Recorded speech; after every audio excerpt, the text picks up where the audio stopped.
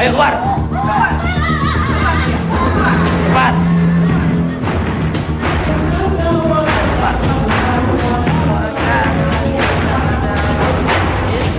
Hai orang-orang yang beriman, masuklah kamu ke dalam Islam keseluruhan, dan janganlah kamu turuti langkah-langkah syaitan.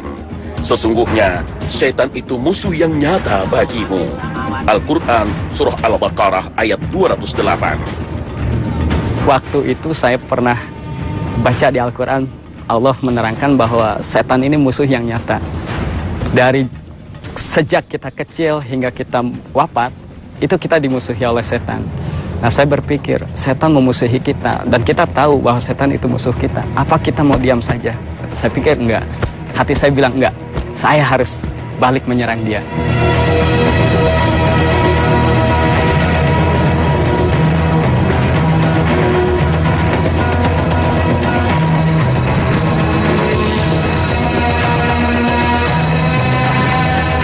Assalamualaikum warahmatullahi wabarakatuh. Selamat pagi pemirsa Khazanah yang dirahmati Allah. Segala puji pada Allah Subhanahu wa Ta'ala yang senantiasa melimpahkan karunia terbesar bagi umatnya, yakni iman dan Islam. Pemirsa, sadarkah kita bahwa setiap diri ini memiliki musuh besar? Musuh yang sangat menginginkan kita sesat dan celaka. Musuh yang meski tak kasat mata, ia memiliki berjuta tipu daya untuk mencapai tujuannya. Itulah syaitan. Syaitan senantiasa memalingkan seseorang dari jalan Allah yang lurus. Mereka tak peduli kita terjerembab dalam jalan syubhat atau syahwat. Kedua cara ini akan mereka tempuh agar umat manusia berpaling dari ketaatan menuju kemaksiatan. Allah Subhanahu wa Ta'ala telah mengingatkan kita tak kurang dari 7 kali dalam Al-Quran bahwa syaitan adalah musuh yang nyata. Namun demikian, masih banyak umat Islam yang justru termakan oleh segala godaan dan tipu dayanya serta mengikuti langkah-langkahnya. Inna syaitana lakum aduun فاتخذوه عدوا إنما يدعو حزبه ليكونوا من أصحاب السعير. Ibarat sudah jatuh tertimpa tangga. Apakah Anda mau rumah tangga Anda berantakan? Apakah Anda rela kalau anak-anak Anda sakit-sakitan? Apakah Anda ridho kalau bisnis Anda hancur dan Anda sekeluarga sengsara? Kisah berikut ini adalah kisah nyata, menceritakan tentang suami istri yang belajar ilmu kesaktian, kemudian mendapatkan musibah yang terus berdatangan. Lain asyrakta la yahbatanna amaluka wala takunanna minal khasirin. Kalau kamu berbuat syirik, niscaya akan hancur lebur amalmu, dan kamu akan menjadi orang yang rugi di dunia dan rugi di akhirat.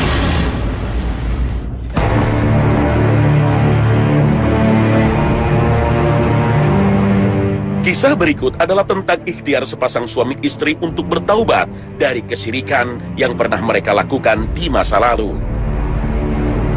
Awalnya dulu ketika saya masih zaman di jahiliyah dulu gitu kan, saya memang punya cita-cita dari sejak kecil gitu kan, pengen jadi orang sakti gitu kan, sampai setiap ada orang yang ngasih tahu bahwa oh ini ada guru nih, saya kejar, kemudian dari sana udah selesai saya kejar lagi ke tempat lain gitu kan, dan terakhir saya ketemu dengan seorang guru yang ya itulah yang dia merubah kehidupan saya total gitu kan, total dari awalnya saya hidup tenang, tentram, hingga menjadi amburadul, hancur gitu kan gara-gara dia. Bersama istrinya, Edis berguru ilmu sakti kepada sang dukun. Dengan harapan melalui ilmu yang dimilikinya, kehidupannya bersama sang istri memperoleh perlindungan terhadap segala keburukan serta rezeki yang kian mengalir. Kondisi Akang Edis dan istrinya itu dia tadi belajar ilmu tenaga dalam, belajar ilmu kanuragan, pernah nginep di sebuah gunung, pernah mendiami sebuah rumah yang jauh dari mana-mana, pernah diam di sebuah kawah.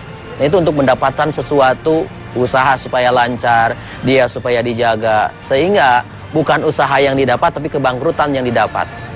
Nah, inilah keluar dari ajaran Islam. Ingin kaya tetapi datang kepada sebuah tempat yang tidak disyariatkan, datang ke dukun, datang ke orang-orang sakti. Ini seperti itu. Berbagai ritual mereka jalani, seperti bertapa di tengah hutan di sebuah gunung dengan mewajibkan sang istri mengenakan pakaian kebaya berwarna hijau. Karena diyakini pakaian itulah yang dikenakan oleh jin yang mengaku ratu penguasa gunung tersebut. Selama bertapa, hal-hal gaib kerap mereka rasakan, seperti mendengar alunan gamelan hingga kemunculan jimat berupa batu. Pada saat itu saya merasa bangga, wah saya merasa bangga, saya berhasil gitu kan. Tetapi ketika saya mengenal ruqyah syariah, ternyata itu adalah sesuatu yang bodoh, sangat-sangat bodoh dan tidak bermanfaat sama sekali gitu. Bukannya membawa nikmat dan ketenangan, pertapaan itu justru kemudian membawa sengsara. Gangguan demi gangguan menimpa Edis dan Lina istrinya. Kehidupan rumah tangga di ujung perceraian. Usaha yang telah mereka bangun seketika hancur berantakan. Ditambah lagi gangguan fisik yang sering mereka alami. Saya sering sekali bermimpi itu suka diikutin meong gitu, harimau gitu ya. Meong, terus katanya menjaga atau apa gitu ya. Banyak sekali gangguan-gangguan seperti itu. Bahkan suatu ketika saya pernah mau diambil sukma saya gitu ya. Nggak tahu itu oleh jin atau apa, saya nggak tahu gitu. Cuman alhamdulillah saya ingat kepada Allah dan saya bisa terlepas lagi dari gangguan itu. Seringkali tatkala beribadah muncul gangguan berupa binatang-binatang aneh di sekitarnya. Serangga muncul secara tiba-tiba di atas makanan yang hendak mereka santap. Bahkan tatkala terlelap, Lisna tiba-tiba mengalami rep-rep. Diikuti dengan keberadaan serangga menyerupai kecoa bertanduk di atas kepalanya. Rasulullah pernah bersabda mengenai jin kafir yang mampu berubah wujud untuk mengintai dan menakut-nakuti umat manusia. Ular-ular adalah perubahan bentuk dari bangsa jin, seperti halnya kera dan babi sebagai perubahan bentuk dari Bani Israel. Hadis riwayat Ibnu Hibban. Salah satu syarat untuk membersihkan diri dari segala bentuk gangguan jin adalah dengan bertaubat, bertawakal, serta memantapkan tauhid. Sesungguhnya seluruh kekuatan, kekuasaan, dan kesempurnaan hanyalah milik Allah Azza wa Jalla. Seorang hamba yang ditolong dan dilindungi oleh Allah, tidak akan ada yang mampu mencelakainya. Inilah senjata pertama dan utama seorang mukmin dalam menghadapi setan, yaitu beriman dengan benar kepada Allah, beribadah dengan ikhlas kepadanya, bertawakal hanya kepadanya, dan beramal soleh sesuai aturannya. Allah Azza wa Jalla memberitakan bahwa setan tidak memiliki daya terhadap hamba-hamba Allah yang beriman dan mentauhidkannya. Allah berfirman, sesungguhnya setan itu tidak ada memiliki kekuasaan atas orang-orang yang beriman dan bertawakal kepada Rabb-nya. Al-Quran Surah An-Nahl ayat 99. Setelah bertaubat dari kesyirikannya, Edis dan Lisna secara rutin melakukan ruqyah syariah mandiri untuk melepaskan seluruh perjanjian sihir yang pernah ia lakukan. Edis yang lebih dulu sembuh dari gangguan jin meruqyah sang istri yang hingga kini masih sering mengalami gangguan. Ketika saya ngeruqyah istri, itu mungkin karena si jinnya tahu bahwa saya ini suaminya gitu kan. Jinnya ini ngeyel, dia udah kepanasan, dia udah kesakitan, dia keluar sebentar, besok dia masuk lagi. Jadi keluar masuk. Para peruqyah pun sesekali ikut membantu meruqyah Edis. Pas barusan saya lihat di sini, di depan saya ini ternyata ada kumbang seperti ini yang tadi saya lihat di bayangan saya itu kumbangnya pasti seperti itu. Walau alam bisawab, cuma Ya, memang di rumah saya ini kebanyakan keluar itu binatang-binatang yang aneh-aneh gitu. Ya. Kayak binatang seperti kumbang, kemudian belalang. Kalajengking pun pernah. Guru saya itu, kalau saya panggil namanya, dia pasti datang. Dia pasti datang. Bukan berarti jasadnya yang datang, tetapi entah dia pakai ilmu telepati atau apa. Yang jelas ketika saya mengatakan hal yang buruk tentang dia, malamnya dia selalu ambil sukma saya. Kenapa kamu ngomong seperti itu? Lisna kembali mengikuti pengobatan ruqyah syar'iyyah bersama para peruqyah lainnya. Lisna mulai bereaksi tatkala ustaz melantunkan ayat-ayat Al-Quran. Seluruh tubuhnya bergetar.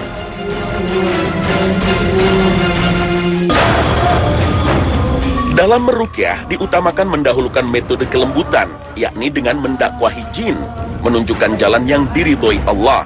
Karena sesungguhnya di antara jin terdapat golongan jin kafir dan jin muslim.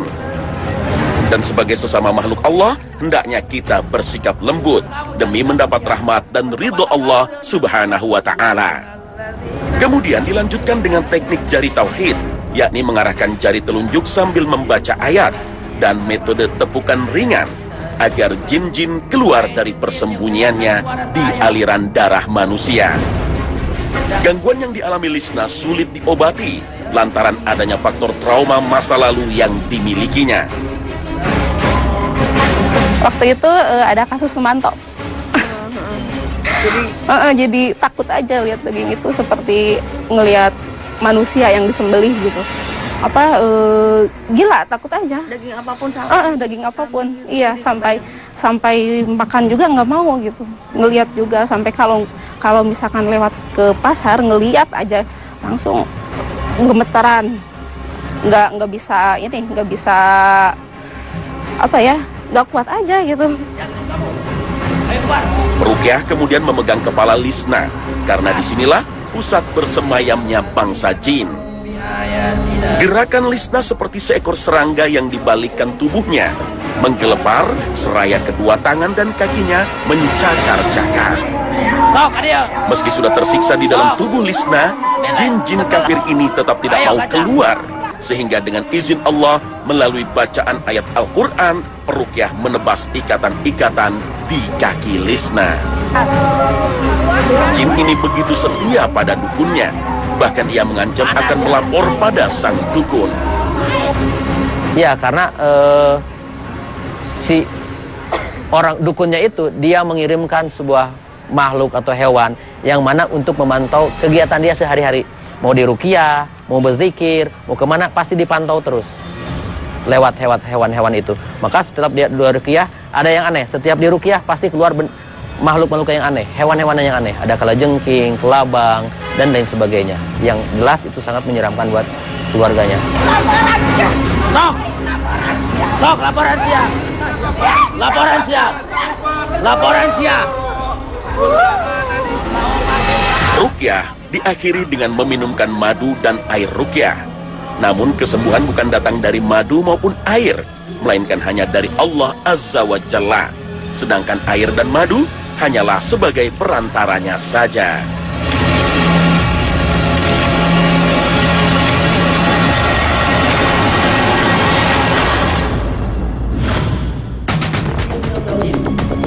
Tak hanya Lisna dan sang suami, adiknya Khairul yang masih remaja ini juga mengalami gangguan-gangguan seperti benjolan yang tiba-tiba muncul di tubuhnya setiap selesai di ruqyah. Mungkin saya juga kan kurang tahu gitu ya, dari leluhur saya, baik mamah dan bapak saya itu leluhurnya semuanya punya ilmu gitu, yang saya juga nggak tahu, yang katanya dukun atau apa gitu. Nah, dari sana juga mungkin ada turunan gitu ya. Jadi saya kurang paham gitu dengan perjanjian mereka gitu ya. Allahumma inna naj'aluka fi nuhurihim wa na'udzubika min syuhurihim.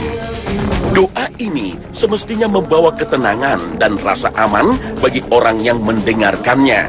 Namun bagi bangsa jin, doa-doa perlindungan bagaikan arus listrik yang menyetrum tubuh mereka, membuat sekujur tubuh bergetar hebat.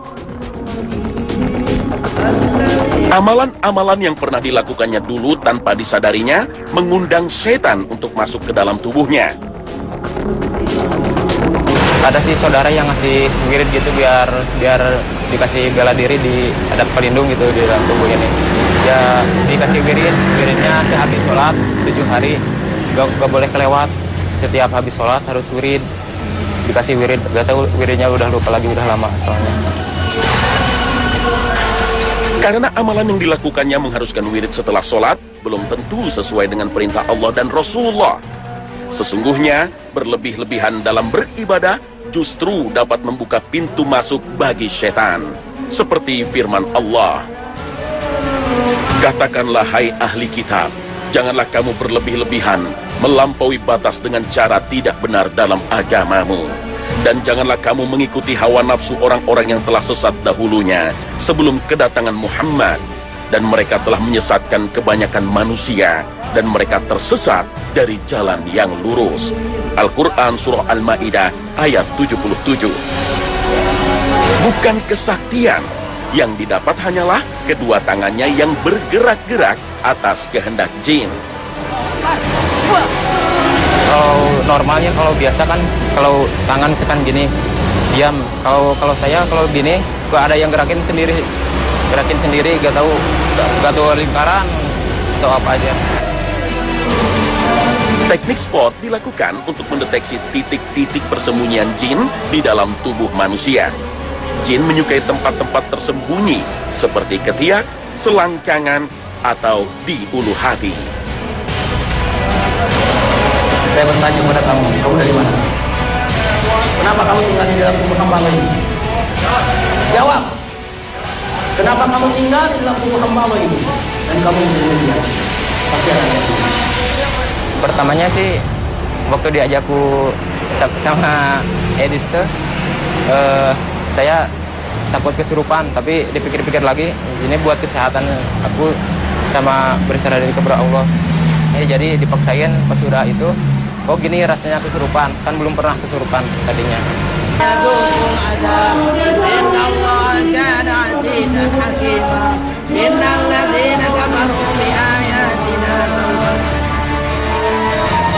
Billahi minasyaitonirrajim. Bismillahirrahmanirrahim.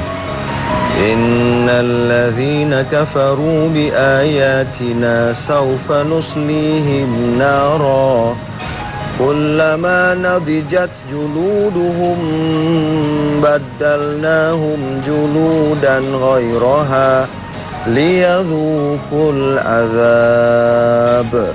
Innallaha kana azizan hakima.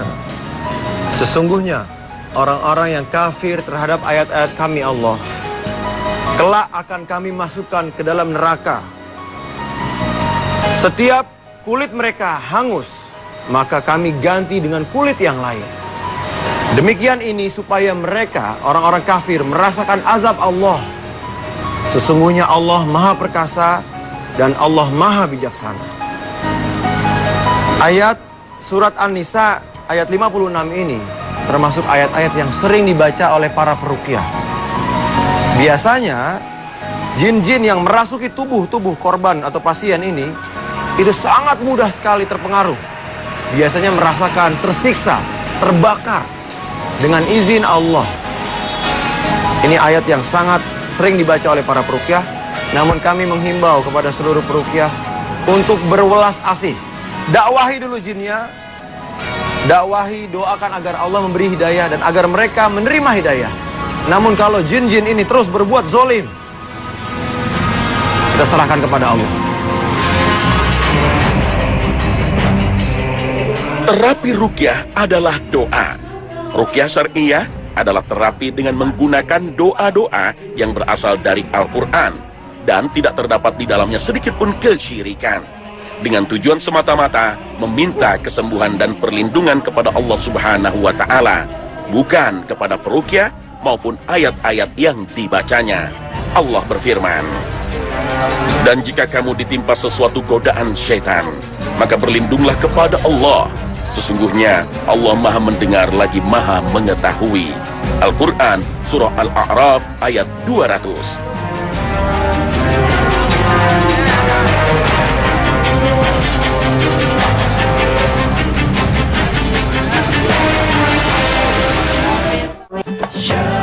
Pemirsa Khazanah Trans 7, ruqyah bukanlah pengobatan alternatif. Ruqyah adalah metode pengobatan Rasulullah. Marilah kita kembali pada sunnah Rasulullah yang kerap kali terlupakan ini. Terima kasih atas perhatian Anda. Wabillahi taufiq wal hidayah. Wassalamualaikum warahmatullahi wabarakatuh.